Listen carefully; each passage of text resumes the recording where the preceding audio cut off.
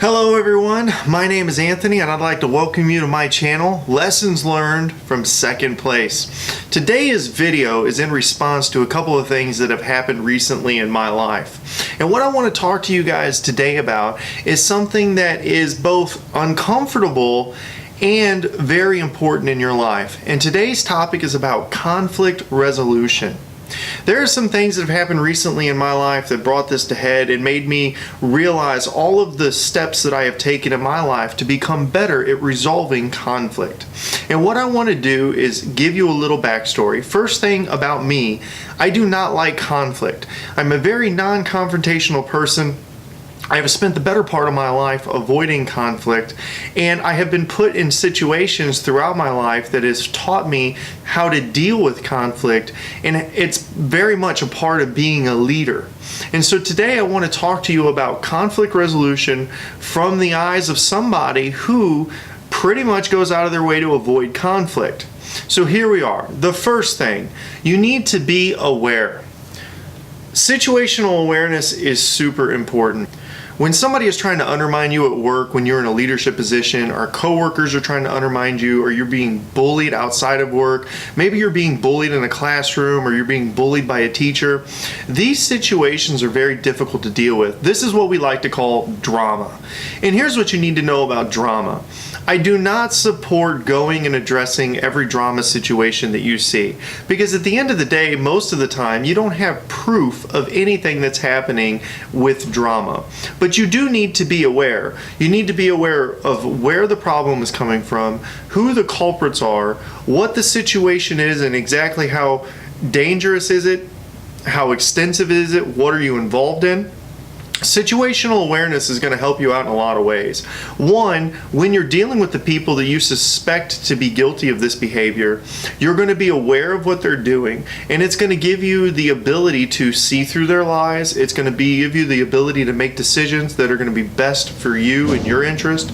It's also going to help you be able to protect yourself against these people in an open forum. So that's my number one rule, is just to have awareness. Be self-aware of the situation. My number two rule is that you need to be assertive. Now, I want to talk about assertive for a minute, because there's a lot of people out there that are going to think that I'm saying be aggressive. And I want you to know right away, I do not promote being aggressive. Being aggressive as a leader, being aggressive as a human being in general, is just bad business. It doesn't really get you anywhere, and most of the time it just tends to escalate the situation. I said specifically to be assertive. What assertive means is I'm going to address the situation confidently, and I'm going to let you know where I stand on the situation, that this line is not going to be crossed. I have to have confidence so that I can assert myself into these situations. Assertion was a tool that I had learned a few years ago. I used to bounce at a bar, and I did that for about 18 months. And I learned from bouncing at the bar that being assertive was very important. You have people, they're out, they're partying, they're drinking, they're having a good time. Sometimes they're being loud or they're getting aggressive.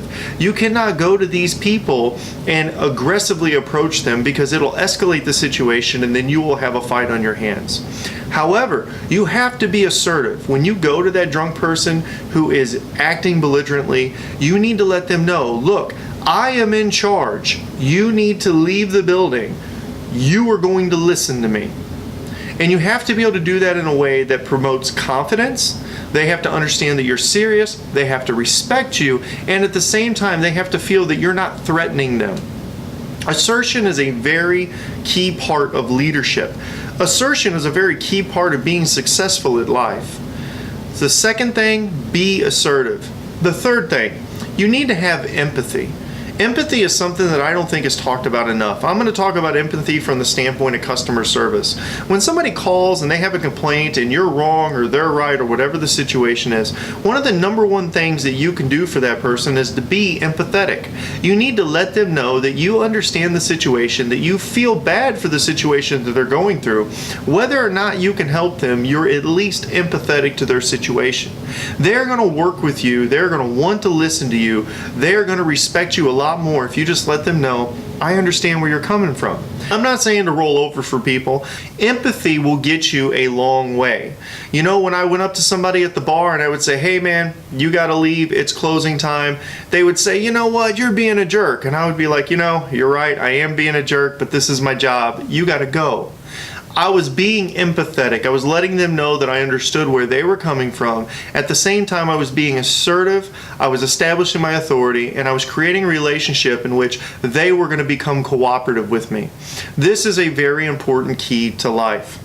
My number 4 thing, now this isn't going to sit well with a lot of people out there, and that's frankly okay with me because I think this is a subject that doesn't get talked about enough. My number 4 thing is a result of assertion. When you are assertive, 2 things will usually happen. When you become assertive with people and you approach them with the idea that this is the line and you will not cross it, I am in charge, this is what I will tolerate, they will typically do 2 things. 1, they will respect you and realize that you are not to be trifled with, and they will back down. 2, they will decide that they are also assertive and or aggressive, and they will challenge you on it.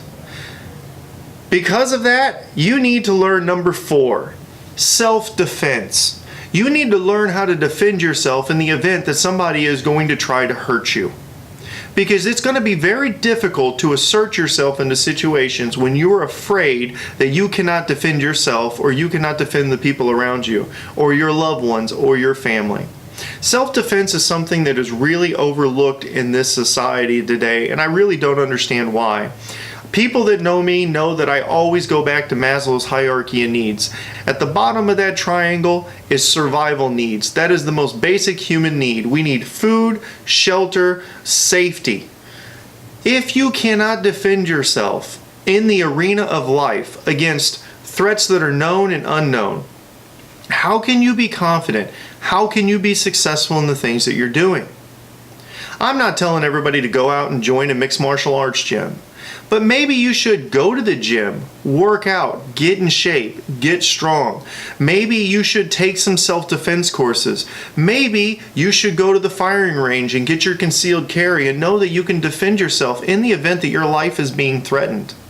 This knowledge will do more for your life than you could ever imagine.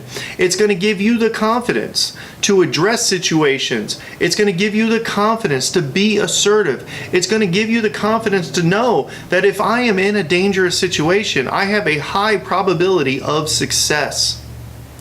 You see, there are several different types of people in the world, and one of them I like to call peacocks. And we all know these people. They're typically men, they dress tough, they wear leather and chains or a variety of different tough guy outfits. And when they're in situations at restaurants or at friend groups, they like to talk really loud, and they like to yell, and they like to scream, and they like to do all of these wonderful things. What you got to realize is the person behind that is scared. Underneath all of that peacocking is an individual who is scared to death that you're going to challenge them for what they know they are not. All of that show is to scare you because they are compensating for their own insecurities. I do not support aggressiveness. I do not support big dramatic flare-ups. You can solve every situation that you have in your life by just being assertive.